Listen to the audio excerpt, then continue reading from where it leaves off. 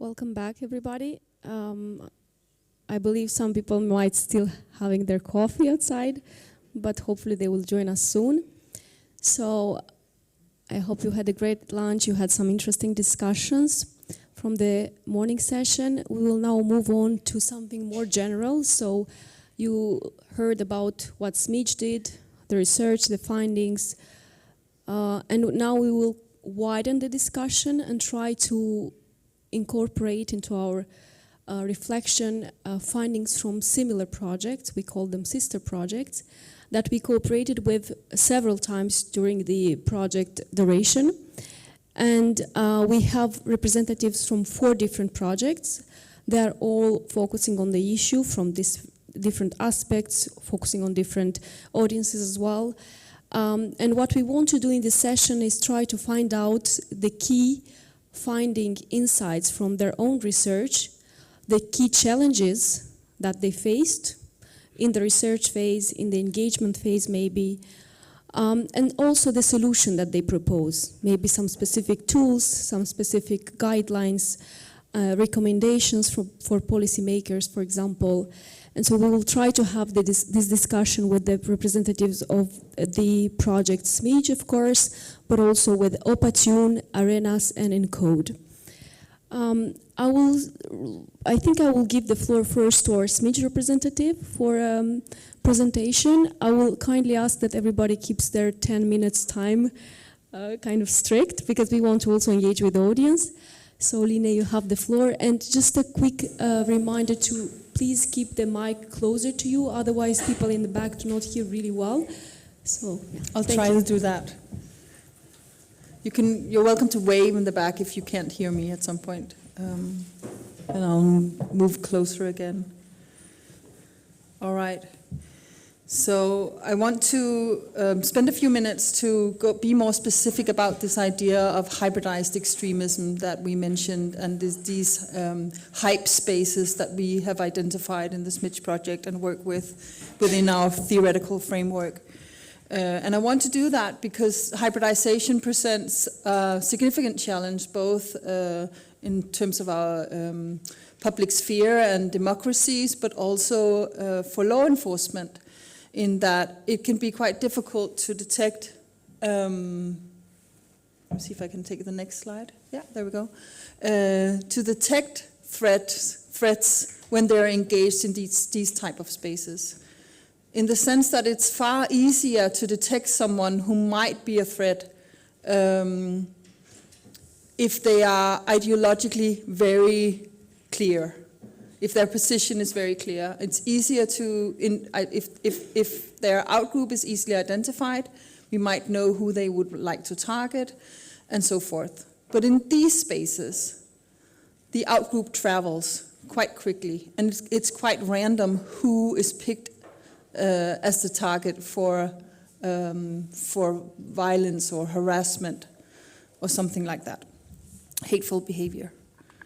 So I want to introduce you to a case that comes out of Denmark. It was a case that started in the spring of 2023 around a Danish children's program called Uncle Shrimp. Uncle Shrimp is a very silly television program. It deals with, Uncle Shrimp is this character. He is a guy who acts like a child, and he does all the things parents don't want you to do. So he behaves silly, he farts loudly, he burps, he says naughty words, he does all the things that are breaking the rules, and he wears silly clothes. He is often semi-naked. He might be wearing a funny bikini or a skirt or a dress, butterfly wings. You can see him in the middle image of the screen here. And in the spring of 2023, users on Facebook started a harassment campaign against Uncle Shrimp. And they harassed him because they had agreed that he was a pedophile Satanist abusing children in the basement of the Danish broadcasting company in Copenhagen. Now, if that sounds familiar to some of you, that's because it was an adaptation of the QAnon narrative coming out of the US and then placed into a Danish context. And it underpins some of the difficulties with how these things spread. because what happened to Uncle Shrimp and the actor playing him was not a case of rumors or accusations or indecent behavior or something along the lines that might drive some of these stories. But what happened was that there was protest in the US against drag queens performing for children. There was an event in Denmark where drag queens were performing for children at a local library, and 9 people appeared outside the event to protest it. 300 people met up to protest the protesters. So a small group of people, and that became a news story. And because that protest wasn't successful, they needed to find another target, so they moved on quite quickly. And then Uncle Shrimp became the case that they sort of latched onto, and they had this whole QAnon narrative ready to go because it had already been established elsewhere on social media, and they could just adapt it into this local frame. Let me see if I can go.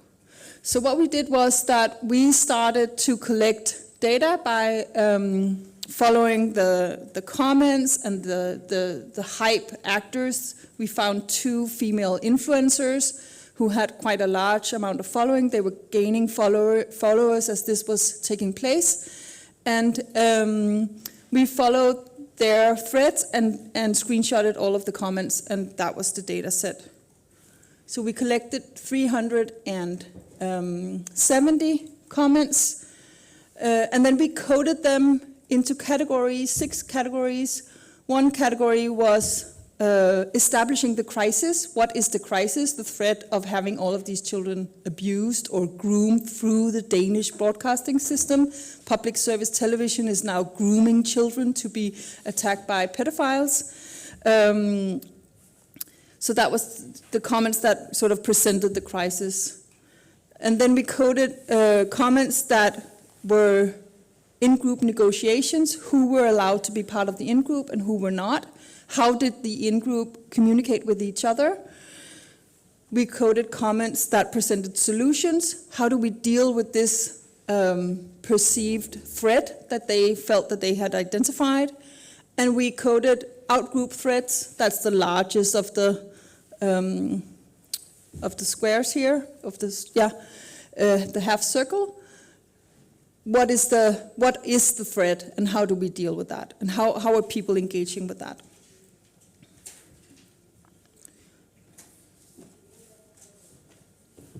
Oh, let me see if I missed something from the last one. So one of the things that we saw in this environment, that was this very specific QAnon narrative applied to a Danish context, was that in the comments that we collected, they discussed the climate crisis, they discussed wearing masks during COVID, they discussed vaccines, they discussed immigrants. There was hate toward Jews, Muslims, trans people, gay people, like a wide range of hate in all directions. So we see this hybridization. It isn't really about or may not be about a strongly hate belief against a specific outgroup, but rather a place where the outgroup can sort of be adapted into all kinds of different contexts. Let me see if I can get this one. So when they were addressing the crisis, one of the tricks that they did, especially with the 2 influencers, that they would announce the crisis in narrative cliffhangers. Follow along tomorrow as I reveal more about the secrets that goes on in the basement of the Danish broadcasting company, for example. So we can see that there is that part of the attraction of being a part of a community like this is simply that it's as exciting as watching a great television show. Come back tomorrow and follow for more. In their in-group negotiations, they were quite busy being incredibly supportive and loving with each other. There was a lot of heart emojis, a lot of emojis of strong female women characters. They were sending each other stickers of angels and calling each other super mom and you're so brave and thank you for standing up. So you can certainly understand why someone would be attracted to be part of that environment, because why would you leave? You're being told you're awesome all the time. Now, in terms of their out-group threats, they were very playful in the sense that they were playing this game of detectives. They were finding old traces, they were digging into archives and social media profiles of those they perceived to be involved, and they were finding evidence for their cause. So there was a picture that the actor had posted on his private Instagram of a Swiss roll, and he had taken a picture of the home-baked Swiss roll he had made, and you could see the spiral at the end. And then they connected that to articles about FBI's known symbols for pedophiles, which included a spiral. So surely he must be a spiral. And they are drawing all of those connections and collaborating on building this narrative of this huge secret that goes on in the Danish broadcasting company, and that goes all the way up to the Danish government, and then all the way up to Bill Gates. So in terms of solutions, we saw a lot of different solutions, and some of them were quite democratic solutions. We'll write a petition, we'll post a complaint, we'll complain to the police. All of these are tools that, in a democratic society, we should encourage citizens to pursue if they find some sort of injustice that they want to challenge. But then, as those tools were not effective, what happened instead was that it would instead then become this harassment campaign against Uncle Shrimp. And Uncle Shrimp ended up going on sick leave for about 6 months because he has just had threats to his life all over the internet out of this. And so it was threats along the lines of, we'll start with the editorial team at the Danish broadcasting company, and then it's the politicians' turn. Then we go to the politicians next, and we'll string them up on the town square. All kinds of variants about that. Now, in this particular case, it hasn't evolved into physical violence, but that isn't really the point.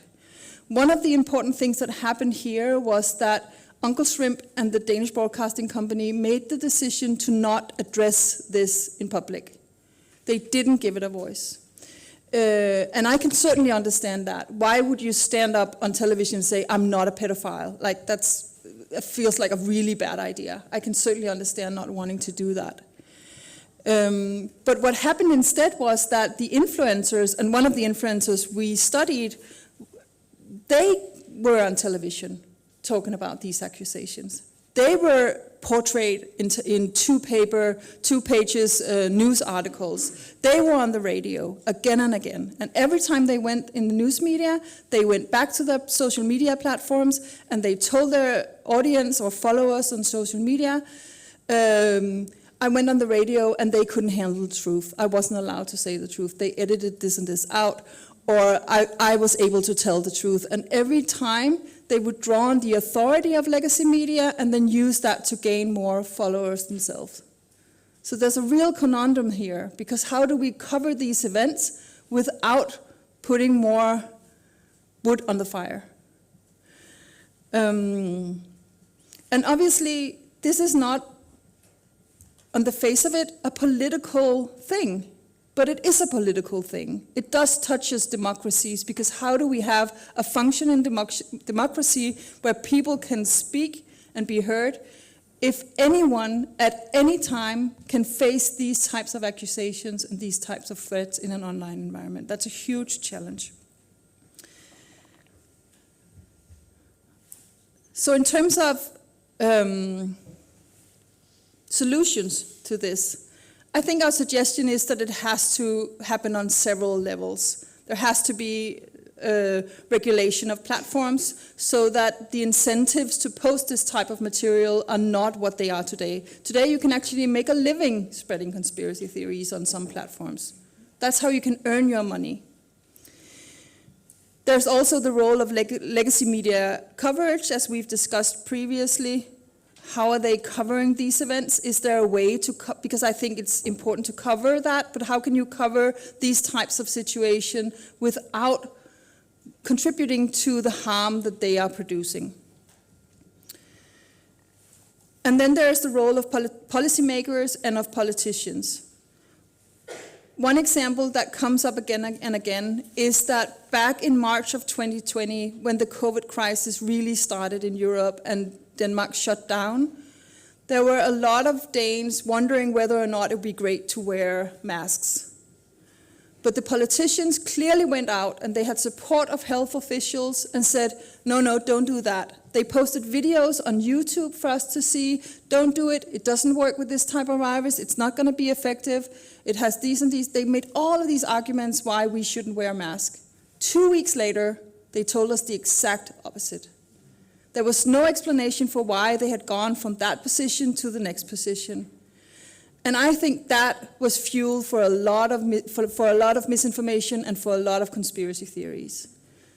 So there is something about how we communicate these things that can fuel conspiracy theories in really harmful ways. And if someone had said, we are feeling a lot of international pressure, other countries are starting to wear masks, I think out of an abundance of caution we should do this too, then maybe, all right, let's do it, and then if it doesn't work, then no harm done. Or if they have said, we now have new evidence that this virus actually can be protected with wearing masks, I think a lot of people would have understood that. But instead they left this vacuum, and some of that has to do with the way media and politicians collaborate, that politicians are being taught, as researchers are, that we have to be able to communicate our point of view in 3 sentences. But it doesn't work in a democracy that needs space to explain all the things we don't know. So that would be an encouragement. And then I think we also should bring more attention to users of the types of harm that these narratives can cause, because as we can see, they can also be quite joyful and funny and welcoming to be part of. So we need to show them the flip side of that. And that was it for me. Thank you.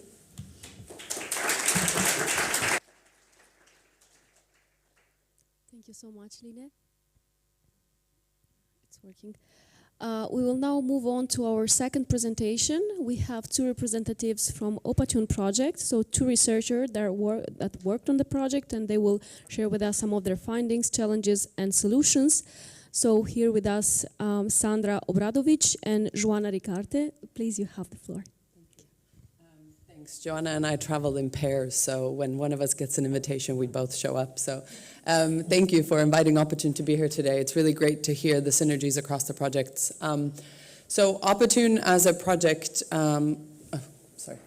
had really 3 aims, and we're in the final phases of our project as well now. So the first aim was to kind of engage in some tracking exercises. So tracking the spread of extremist narratives, how do they move from online spaces into offline action? What's the relationship between kind of larger global conspiracies and their local contextualized manifestation?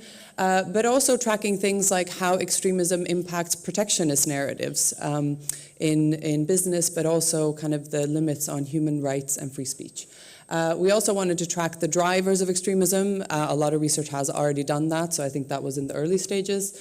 And the 2 latter stages of our project focused on what we call attune and limit. So limit refers to how can we identify mechanisms for limiting the spread of extremist narratives. So obviously there's been a lot of talk today about kind of media regulation, which is a really important part of it.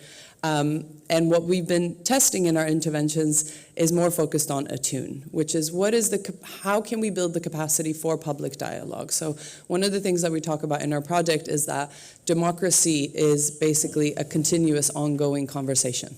And we're losing the abilities to have those conversations. And more people are having them in imaginary ways through social media rather than in real spaces with people. So those are the 3 aims that we've had in the project. One of the key concepts that we just wanted to introduce you to is what we refer to as everyday extremism in OppAttune. So a lot of times when people say extremism, they think about terrorists, they think about religious extremism, radicalization. But what a lot of us, I think, are feeling, and what's been reflected very nicely in today's talks, is that it's permeating the everyday. It's permeating the mainstream. We're finding examples of extremism on comment sections among our friends' posts on social media. So it's not as taboo anymore to say extreme things. It's much more normalized and it's much more everyday. And so how do we then tackle that? Because it's much easier not easier, it's terrible, but if we see a kind of example of extremism as a terror attack, we can name it and we can identify it and we can think about what to do with it. What do we do when it's in the everyday spaces? It's not violent in a physical sense, but it can be violent in a symbolic sense, that it's limiting the rights of other people, that it's silencing truth, it's purposely spreading disinformation and so on. So one of the ways that we conceptualize everyday extremism is the manifestation of oppositional and exclusionary behaviors, attitudes, or ideologies in the routine activities of individuals or within societal structures on a day-to-day basis. So similarly to how Lina was talking about kind of this way that extremism is part of our everyday, casual participatory activities, that's really what everyday extremism is trying to capture. And so I think what for us in OppAttune has been really important is moving away from asking who becomes an extremist and these kind of dangerous territories of essentializing or trying to figure out which person in a lineup is more or less likely to become extreme, and to instead look at the societal conditions that enabled the spread, the adoption, and also the kind of enjoyment in many ways of extreme narratives. I just wanted to give you a bit of an overview of the drivers of everyday extremism. They're quite similar to the ones that we identify when we look at the drivers of more kind of violent form of extremism. We have economic and market conditions, socio-political factors, social psychological factors, but also, as been talked about a lot today, cultural and narrative factors. In the interest of time, I won't go through all of them. I'll just end on the point of how we in the project have been tackling everyday extremism. One has been to identify, through our colleagues working with media, but also with AI and kind of network analysis, how can we limit the spread of extremist narratives? And we need to understand how they move between online and offline spaces to do that, but also how they become anchored in local common sense. So there was this conversation earlier about how it's just common sense to think this way, but actually that can be quite dangerous. But also what we've been doing in our interventions is basically looking at how can we test ways to build the democratic capacities of citizens in a way that's not necessarily working towards consensus. Because a lot of times if we work towards consensus, or that's the ultimate goal, that puts a lot of pressure on people in a situation of dialogue or interaction. So our aim has instead been to think about how we build the skills to agree to disagree, but also engage with controversial topics rather than shying away from them. And Joana will talk a little bit about how we've been doing that in the context of some of the challenges for Europe. Thank you, Sandra. So I'm starting with one of the biggest challenges, which is a challenge for all of us, and it's also the answer to the question, why everyday extremism? So when you look into the European framework for dealing with democracy, for example, the European Democracy Action Plan that was published in 2022, or the follow-up documents such as the European Defense for Democracy, and later on, which was on consultation phase last year, the European Democracy Shield, what we see is that democracy is defined as having 3 pillars. This narrative has been ongoing, even though the Democracy Shield has spread a lot its understanding in terms of context. What we see is that the 3 pillars remain. And those 3 pillars, they are represented by the protection of free and fair elections, the strengthening of media freedom and pluralism, and countering disinformation and foreign interference. So as we can see, the threat comes mainly from the outside, so it's an exogenous threat. But then, when we look into those traditional definitions of democracy, we see that they have a lot of limitations, right? So first of all, the free and fair elections is a very episodic, static view of democracy. It's event-driven. So democracy doesn't happen only when we are called to decide, like from 4 to 4 years, sometimes 2 to 2. Actually, democracy happens in the everyday, and this approach overlooks the everyday interaction. When we look into the free and independent media, which is absolutely key, obviously, it's also non-agentic. It looks like the people are kind of receptacles of information. They are not agentic. They do not really interact with information. Speech is a clear example that this is not enough. Citizens here appear just as information receivers. So this is not sufficient. And when we go into disinformation and foreign manipulation, we see this as a very exogenous approach, as if the threat comes from the outside, it doesn't happen in the inside of our communities, and it overlooks the active role of citizens in reproducing narratives that, in the end of the day, are very consequential. When we talk about symbolic dimensions, they're not just those invisible and less important types of extremism. They, in the end of the day, create the very cognitive, rational, moral explanation and justification for us to act violently against another. So in the end of the day, this is the whole rationale for this happening. It's a very consequential approach. It's not just symbolic in a way that is not important.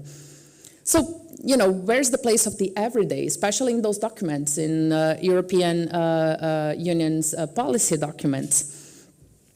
Well, what we suggest is that we need to move from a purely formal democracy approach to a living democracy approach, meaning that we recognize the space of the everyday, the interactions that happen within people and society, and everything that goes on in between elections, all of our interactions in social media, but not only offline, the way that we as citizens engage, have our interactions, the way that we consume the news, information, everything. This is democracy. Democracy is happening right now in this room, actually. So our approach to everyday extremism brings something new, right? Which I think it's actually very similar to what Smidge has been doing, because you're looking into the everyday online, right? So a usable everyday extremism scale was developed to measure the normalization of everyday extremism. This was done very early on in our project, and actually was done through social media research.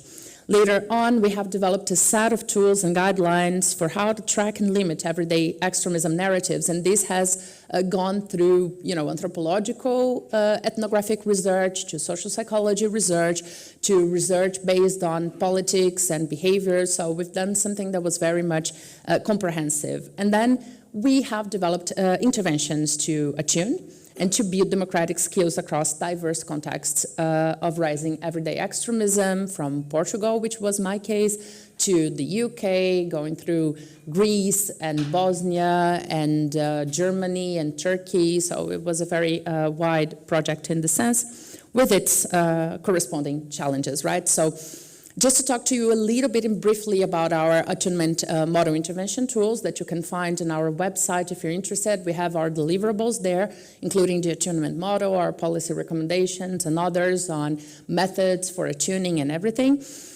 We have developed a set of best practices to promote democratic capacity and limit the spread of those narratives. So we have 6 target groups in OppAttune. And they range from from civil society, both online and offline, to media actors, influencers, and policymakers. And those tools, they aim to tackle all of those target groups, from policy toolkits. We have even submitted one of our deliverables to the consultation phase of the European Democracy Shield that we hope will be incorporated in a sense into this policy document. Going through other more localized types of interventions, such as a narrative breaker tool, the idea of promoting reflexivity through participatory action research, which has been done a lot, the narrative group work coming from our partner in Germany, Cultures Interactive, to gamification, which was actually one of the things I have developed, micro-level social dialogues, the everyday extremism scale, which is very important for us to ground and to be able to situate ourselves in terms of how we approach and we perceive our positionality in terms of our extreme narratives, acceptance and reproduction. The Vote For Me films, which were kind of a simulation of political actors, and this is actually inserted into our iAttune self-test tool, which is available in the Open University website, and Sustaining Dialogue attunement tool. All of those are available, and we can talk more during the debate. Just to finish and conclude quickly, we have a common challenge, right? All of us in those projects, I'd say, and this was an effort to bring it all together. Probably you're going to have more, but a few of them are connected to how we can build democratic resilience. And I think all of us here clearly agree that democratic resilience is not only institutional, it needs to be, but this is not enough. This does not bring us more resilient societies or more inclusive policies per se, so we need to understand in the everyday what are the drivers, what makes people feel that they are being threatened, that they are unsatisfied with institutions, with politics, and everything, and why they are accepting and reproducing those kinds of narratives. Building democratic capacity across sites and contexts can also be done by promoting those dialogical spaces. Just like Sandra said, it's not about promoting consensus. When we look into political regimes where everybody is nodding into the same direction, usually those are not democracies. So this is not what we want, right? We want people to be equipped with the ability and capacity to deal with difference and oppositional thinking in a way that is not violent, that is not negative. And this is what we try to do, bringing tools to detect and reject those extreme narratives. Those are very grounded, so this is one of the challenges, right? How to scale this up.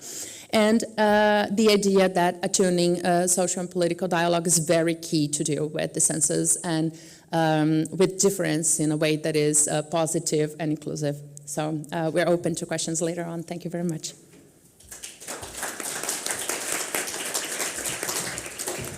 Thank you very much to both of you. It was really interesting. We will now move on to the third project, Arenas, and the representative we have with us today is Louise Burtet. You have the floor for 10 minutes. Thank you. Okay, thank you.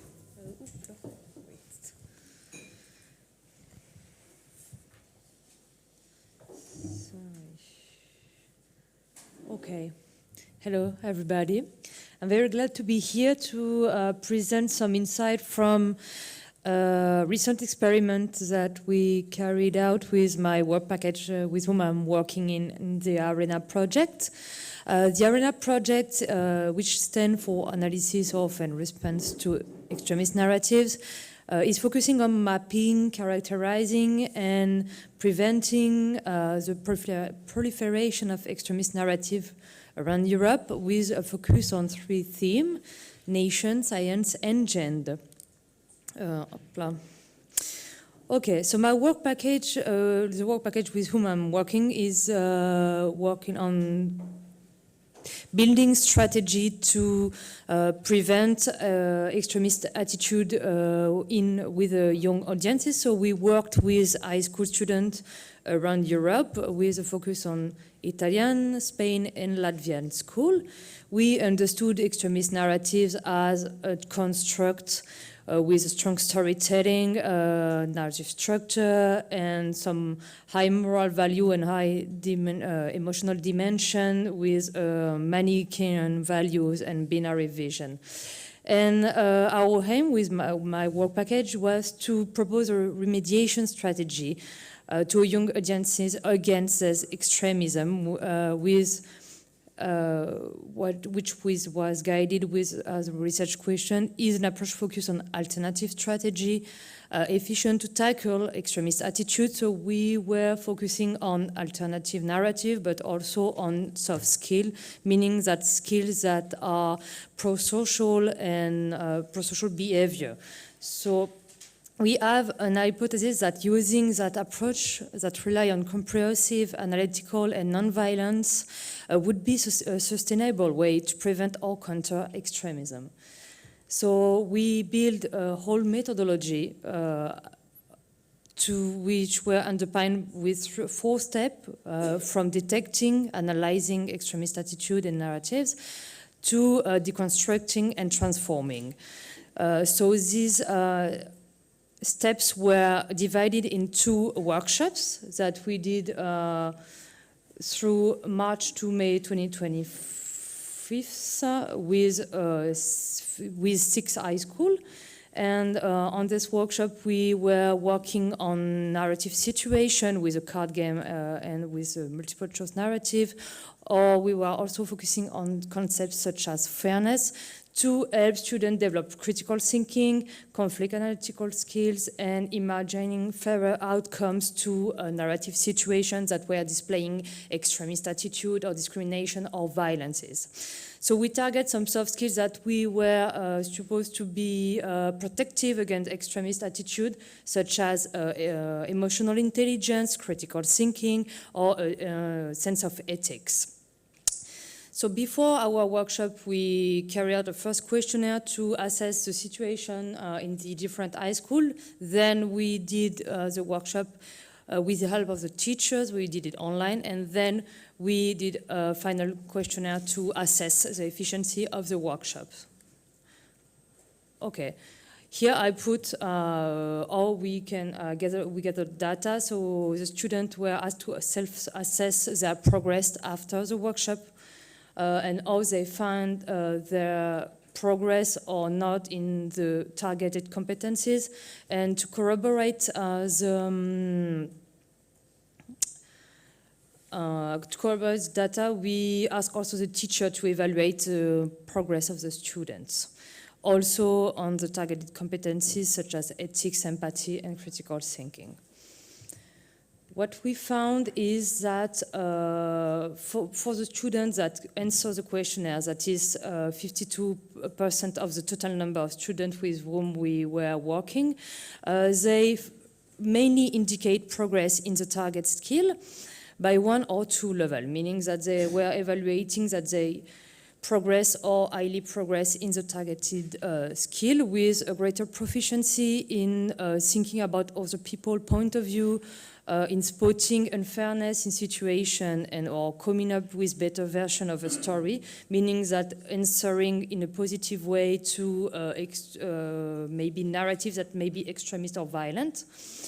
However, they find that maybe they need some improvement on maybe questioning situation or thinking about fairness, understanding how people might be feeling, so it's an empathy skills, or checking if the information that we present them is true or complete. Because we ask them to really think deeply about if there is some information missing in a situation, or if it feels maybe a little bit off. Well, we try also to train them to recognize some kind of disinformation or some kind of odd situation, and maybe detect some form of manipulation.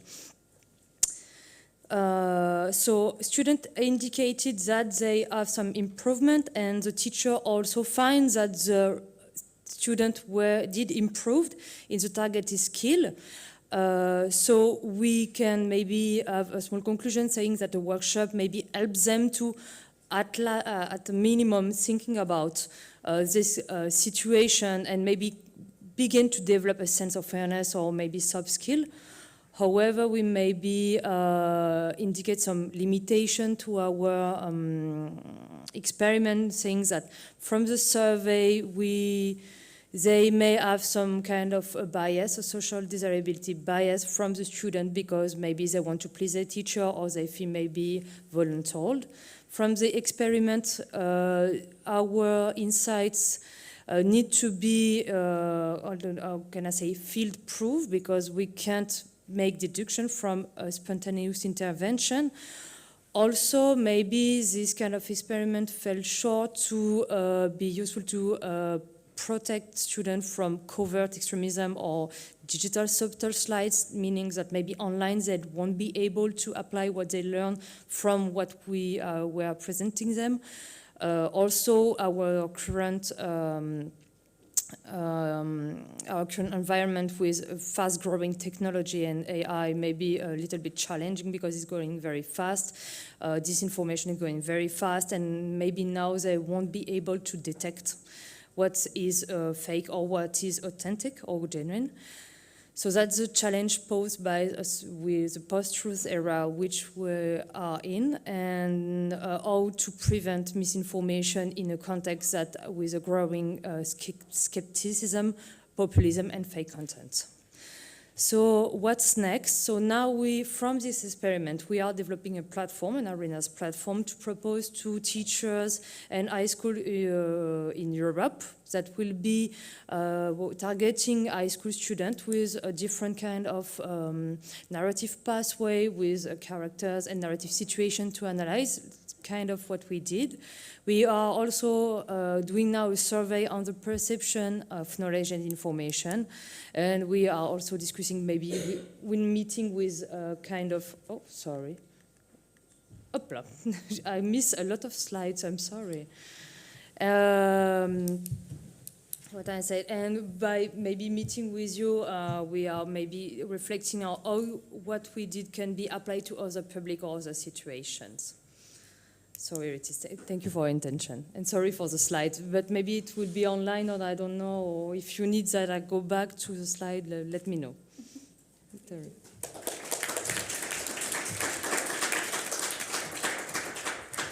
Thank you very much, Louise. We will now go to our fourth project, in code, and we have with us a project manager, representative Shema Jalem.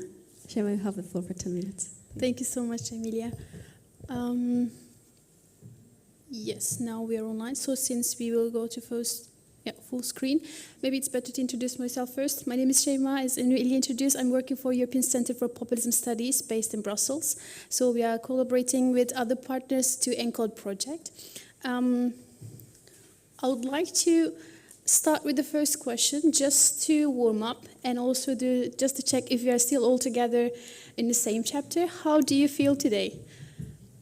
This is a very essential question, I think, for all of us, not to just keep up, but at the same time, you will see at the end of the presentation for the project itself too. May I hear some feelings, emotions? Thumbs up means good. Double thumb. Good, good.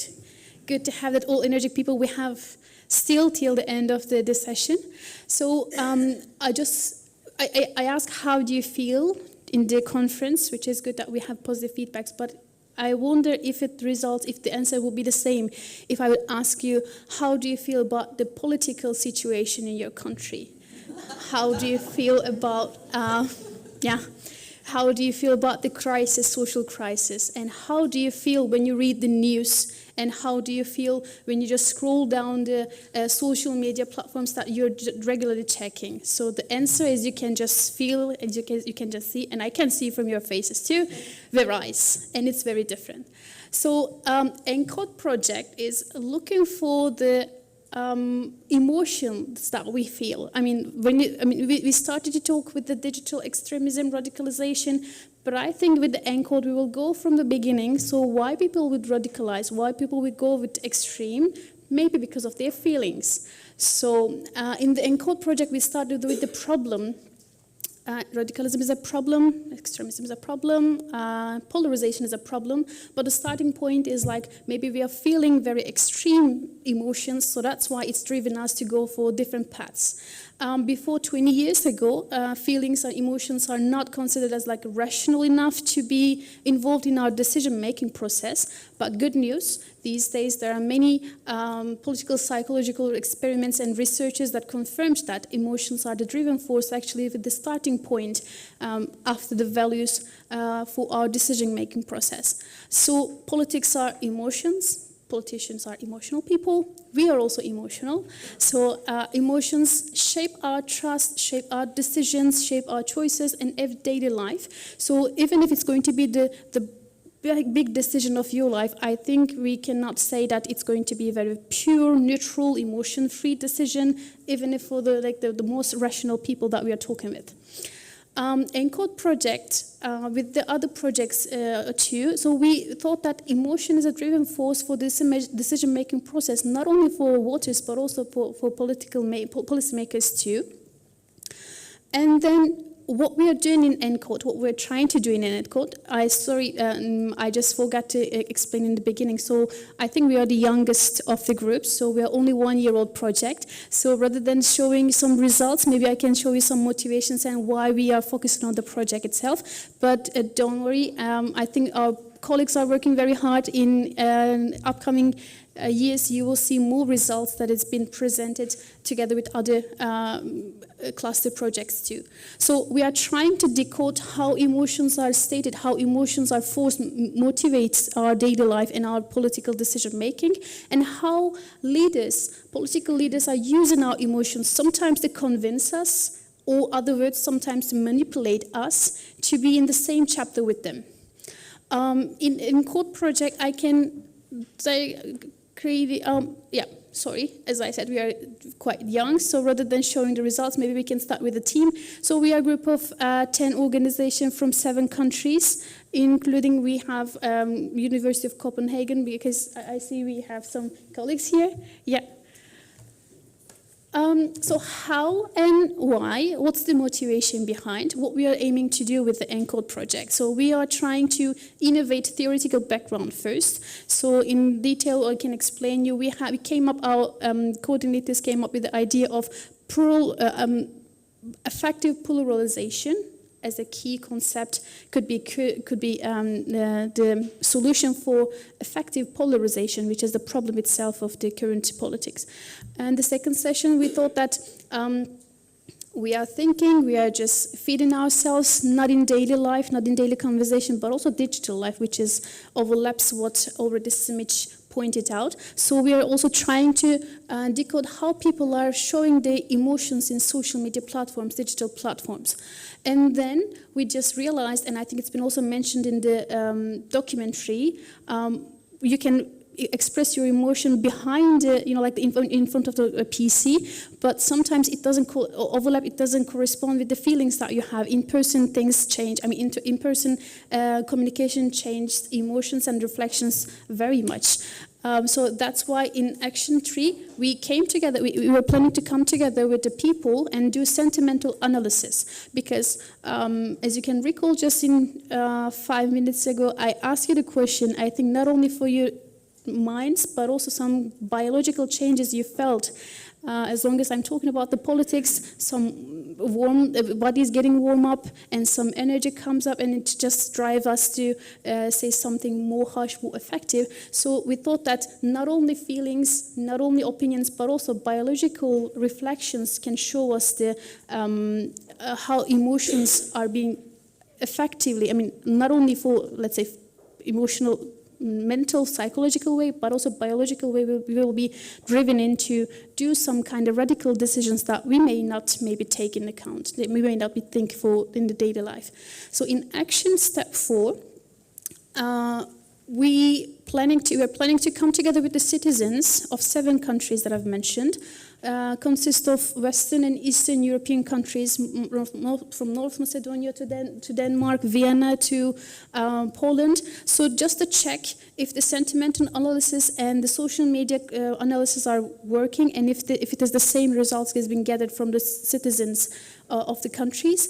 And then in action step 5, we're trying to, I mean, after defining that yes, emotion is driven force, yes, emotion is being used in politics in, let's say, deconstructive way, is it possible to construct something positive, construct some more alternative narratives to help policymakers to use emotions in more constructive way to build democratic resilience?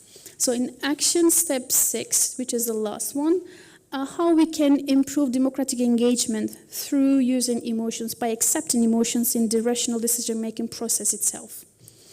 So this is very detailed methodology that you can even, if you would like, so dig into detail. But mainly I can summarize it. First, understanding the problem, which is devoted for work package 2. As I said, we try to dig in with the problem itself, and we try to come up with a solutional idea. I mean, what could be the reason? I mean, what was the problem is effective polarization, and what could be the solution for that, which is affective pluralization, which means, maybe I can explain in the other pages too. So we have common values, we have shared values. It doesn't have to be only a negative way, but as long as we have a shared values, maybe we can just, use it in the positive way, so that we can use joy, happiness, even sometimes anger and other defined emotions to come together to build something improve affection in the society that we are living in, so that it could be maybe solution for the polarization in the current society that we are living in. And in the research part, as I said, we will be digging in the social media analysis and also biometric analysis, sentimental analysis, to see how people are reacting in digital platform, how people are reacting with their biology, with their hormones and facial gestures. And then the creating part, as I said, we will be using emotion as a tool to construct democratic resilience. What we've done so far, we just started work package 2. I mean, we almost finalized work package 2, which is the theoretical background. So in our website, it's available to find more detailed information about what is affective polarization theory is. So I promise it's easier to read rather than speak itself, rather than pronounce itself. The most of the deliverables has been finalized, and the article is going to be published by the end of this year. You can find many information. So mainly we build up the research part is defining the problem, which is the polarization, and the Q part could be the solution part is affective, shared values, common values, shared values, and resources of emotions that we have in the daily life, which is the common sense that we can use. And for the work package 3, we started to do analysis on social media, and I think you are already finished with this chapter. So most of the challenges that we are facing, you already faced, and I think it's still, thanks to all the other partners, there are some common challenges that we have, but now I think we should talk. 3 years ago, I also worked in extremism radicalization projects. So at that time, we were also focusing on social media platforms. At that time, it was maybe in the beginning stage of my career. That's why I didn't realize. But this time, maybe because of the after COVID, we have a new problem of privatization of social media channels. Because when you look at, when we started to research how people are reacted on social media channels, we just realized, 3 years ago, it was easy for us to reach Twitter. It used to be Twitter at that time, to get the data and to use it in more constructive way. But this year regulation changed because the owner of the platform changed, and now you have to purchase the data. You have to get you have to buy the data, which is a challenge for research projects because it's not easy to get this fund. And also another thing is that is essential, maybe better to mention here. During the election period, we see that people are choosing different social media channels because of the bias issues, because of the trust issues that they have. For instance, in EP election process, we see that people use mostly TikTok, which has been owned by Chinese resource. So people felt that they could be more critical on TikTok during the EP election period. But on the other hand, they used X platform, they used Meta platform when they would like to protest, when they would like to express their opinions about the social issues, when they would like to be more on critical and civil society, civil advocacy issues. So these are the challenges that maybe we should take into consideration, because data are from social media platforms, but they are not neutral, and also they are not going to be, the channels, 3 years ago we were just evaluating Instagram, Facebook, Twitter in the same page, but now we realize that in the EP election case, for instance, you cannot take into account for Meta or Instagram people, because people are not using it anymore. They're just more into TikTok.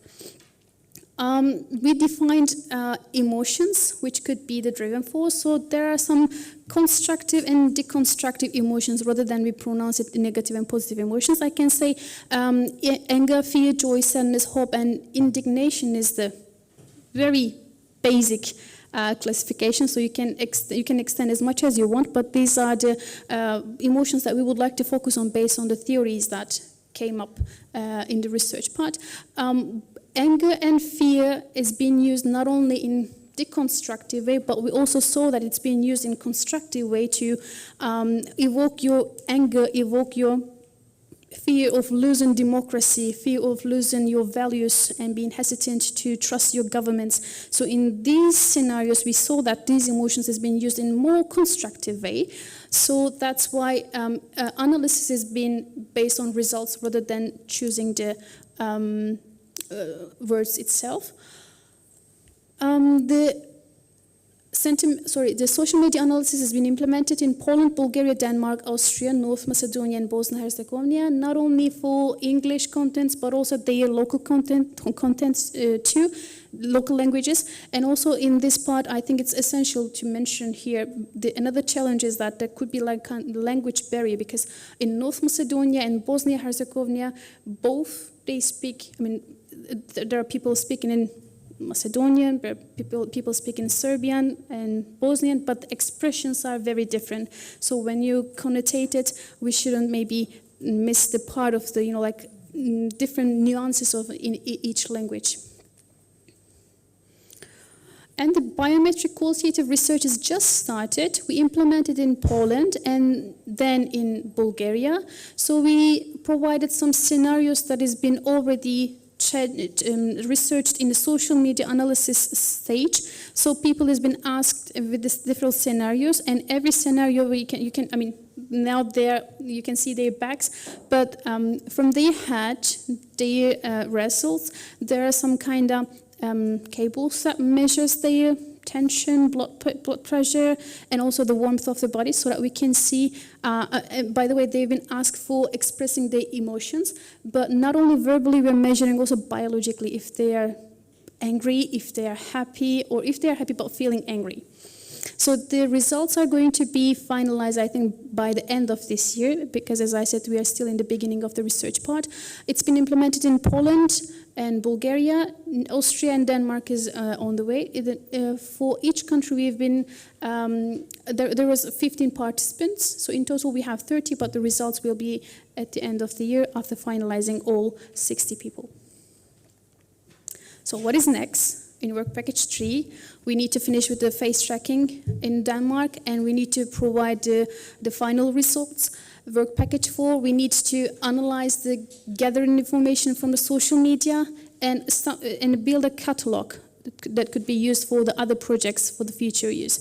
And the work package 5, we should be more focusing on positive and negative emotions and how it's being used in politics, and then it will direct us to work package 6. We will ask citizen labs to how to use these constructive, deconstructive, positive and negative emotions to use in how to make in more democratically resilient policymakers. And in work package 7, there will be, hopefully, output of evidence-based guideline for the policymakers. That's all for now. So we have a long journey to go again for now, for 2 years. And after, during this 2 years life cycle, don't hesitate to go to encode.com. We will be updating all results. Thank you so much.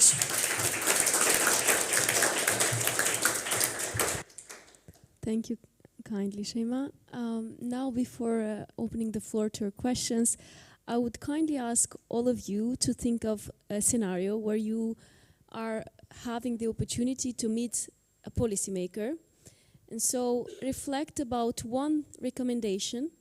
Let's say you just have 30 seconds. They are very busy, they need to run, and you have only 30 seconds.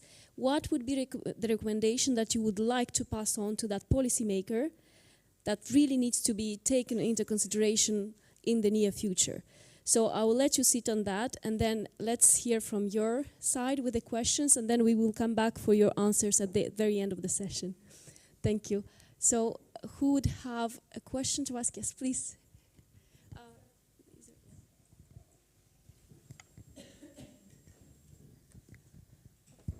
Thank you. So Becky from Agenda.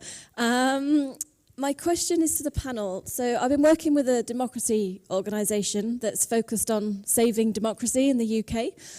And a lot of their content is focused on Nigel Farage and his policies and why he's so awful.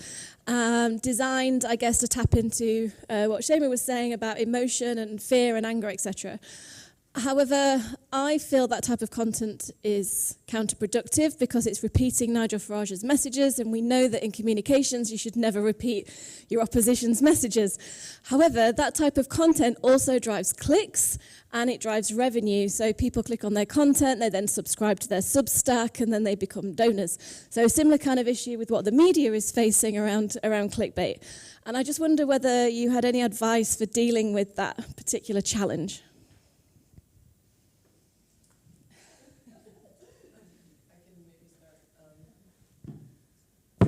from a psychological perspective, I think one of the important things to keep in mind is, and I think we're seeing this in a lot of democracies, is that there's a lot of anti-solidarity. There's a lot of solidarity against things, but there's a lot of lack of solidarity for things.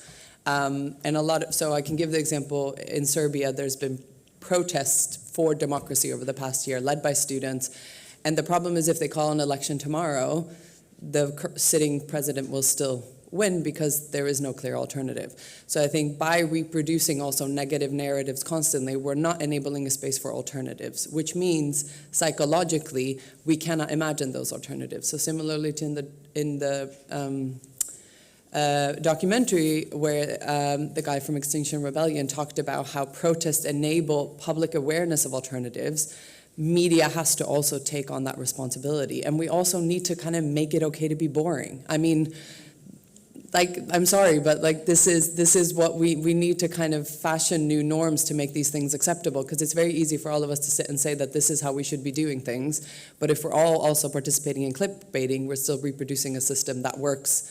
And under capitalism, that's what a lot of people only care about. So it's not necessarily an answer to your question, but I think it does address the wider psychological implications of reposting and resharing this and making people realize that there are no positive alternatives. So I think the more we can we make positive alternatives clickbaity? Can we use the same formula but for something different? Is that a strategy that anyone's tried? I mean, I don't work in communication, so I don't know, but psychologically, that would be one entry point into thinking, enabling people to think that there's other ways to do things.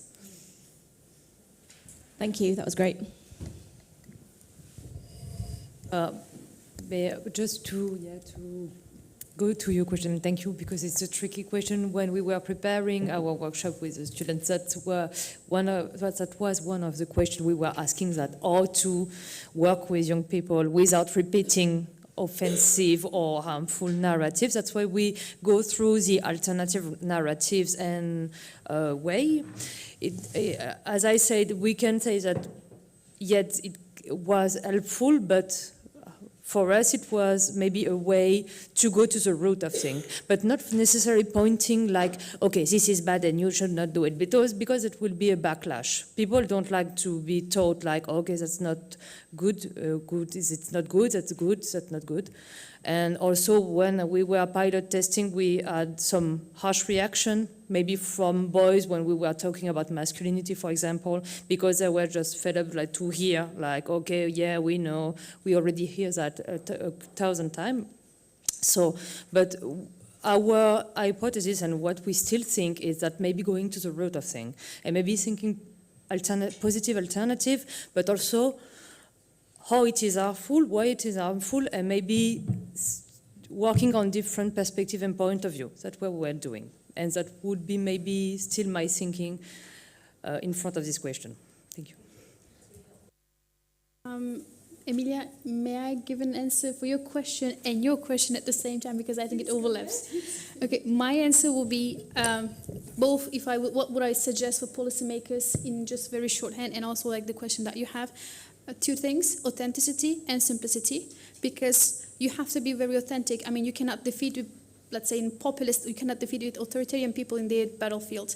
So you have to find your own way. I mean, sometimes we are saying that we are providing alternative narratives, but we are repeating what they already brought to the table. So we should keep the authenticity, and also we should put it in a very simple way, because I think it's very good, very eye-opening to discuss everything in here with all intellectuals, but when you catch the policymakers or when you meet with the normal people in the street, they're not looking for certain data, they're not looking for complex issues, long sentences. It should be very simple and easy to remember.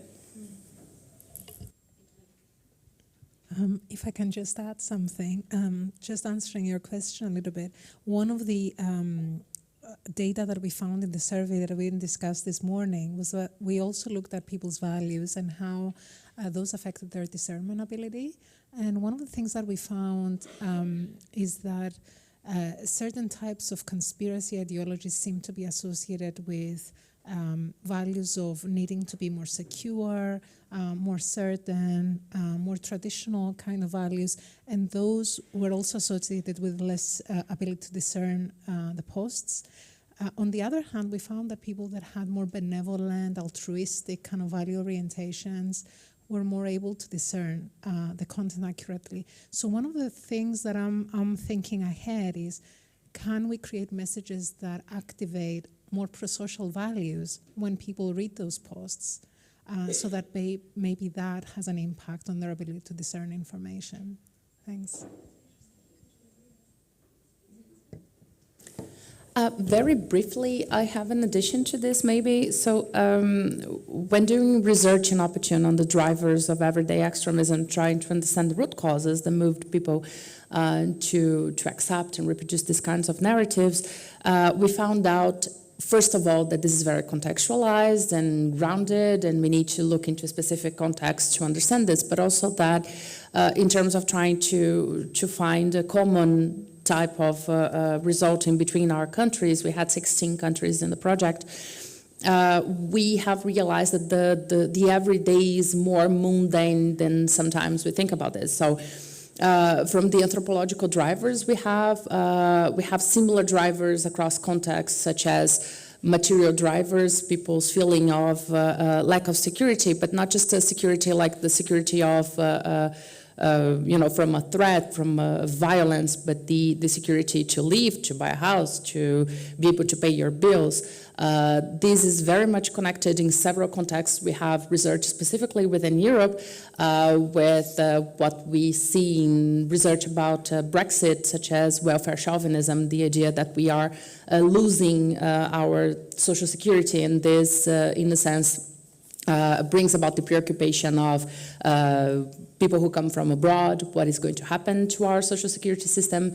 In specific cases, such as Portugal, for example, we found the perception that the system is ruined. So we have corruption, we have things that are not working. This actually reproduces in other contexts, not in all of them, but it's part of this feeling of anxiety and insecurity that goes to another level, which is ontological, right? So when we feel threatened, in a sense, ontological insecurity arrives. This question of our continuity as a being, our identity continuity. So in the end of the day, we discovered that this is very much more, mundane than sometimes we think. It's very much connected to people's lives conditions. And when we had the Winter Academy of OppAttune last November in Coimbra, we invited a former member of the European Parliament, an actual member of the European Parliament from Portugal, and they, in their professional experience, one as a diplomat, the other one is a former leader of a party in Portugal, and as politicians, they feel the same. That in the end of the day, people feel like, it's their life conditions that are being threatened in a sense, and then those magical, easy, exciting narratives appear, and they are compelling. Obviously, this is a structural problem to deal with in structural policy, so it takes time. Question? Yes. Yeah, firstly, thank you for the interesting presentations. I'm Silva Heinonen, and I'm a PhD researcher at KU Leuven and also part of the DMIME project, tapping into very similar topics here, but specifically on migration. And my question would be specifically to OppAttune and Sandra and Joana. You talked about this living democracy and these interventions. I'd love to hear more about how you can advocate and empower these kind of spaces where people can have a conversation. I think I'll give you an example from the UK where I work.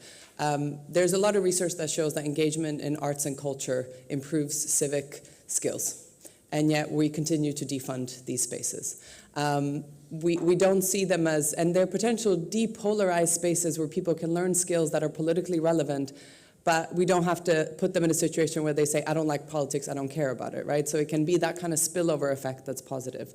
So that's one of the things. One of the things we also found in some of our research is that the everyday extremism that we talk about becomes heightened in elections. Affective polarization becomes heightened in election.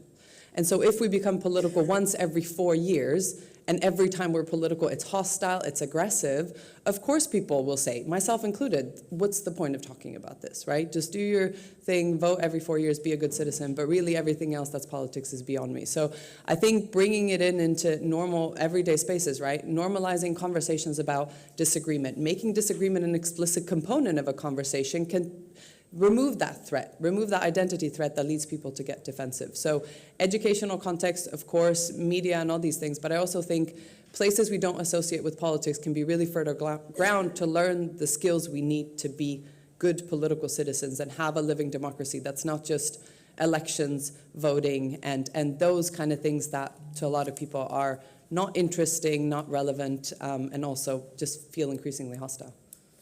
In the quick addition, policy-wise, this means precisely what we're doing, right? Communicating these kinds of results in the sense in which policymakers realize the importance of the everyday, of the in-betweens that exist when we are not called to decide in election periods, and that they can increase funding for those kinds of activities. So. We have tried to scale this up, for example, in Germany to the educational system. The method that is being employed in Germany is already tested in schools. In the case of Portugal, for example, we developed an ethnographic game, which was kind of a trivia, but based on the existing data on the discourses on the drivers that mobilize people to accept extremist discourses, and this was an interesting and fun way for people not to feel defensive when discussing politics and this kind of things. We also attended research communication fairs. I'd say the main challenge here is actually really scaling up, because those are grounded, they need to be grounded, right? So those are not one-size-fits-all types of models. They are very much connected to different contexts. In one of our deliverables in Work Package 7, I think it was D7.2, probably. You can check on our website, but I think it was D7.2. We actually developed precisely this idea of how to, find the specific types of tools that can work in different contexts. So it's a methods deliverable on this. Okay, very interesting, thank you.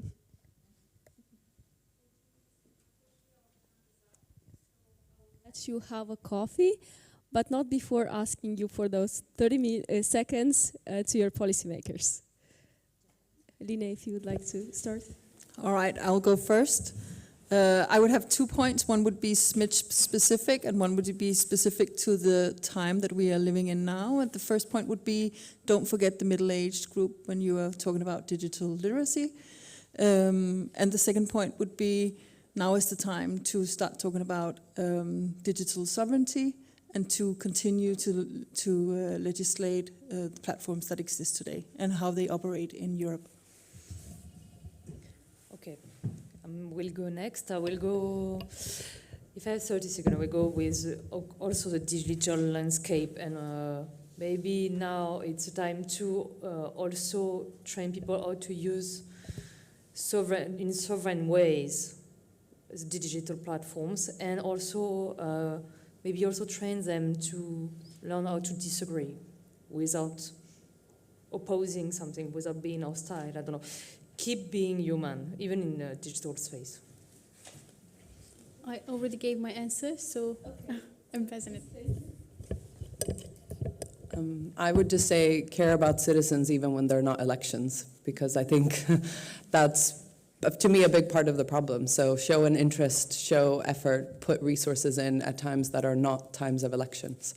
And maybe you will see that there will be more trust and more interest in what you're doing. Thank you to our all-female panel. It's not often we can say that. Thank you so much. And thank you to Vasiliki for this amazing insight, which I hope can be one day a project, because it would be a very interesting project. And indeed, our emotion should not be our faiblesse, but should be our advantage, our strength in how we deal with issues in everyday life. So let's bring this to the surface. Thank you, Vasiliki, and thank you to everybody who contributed.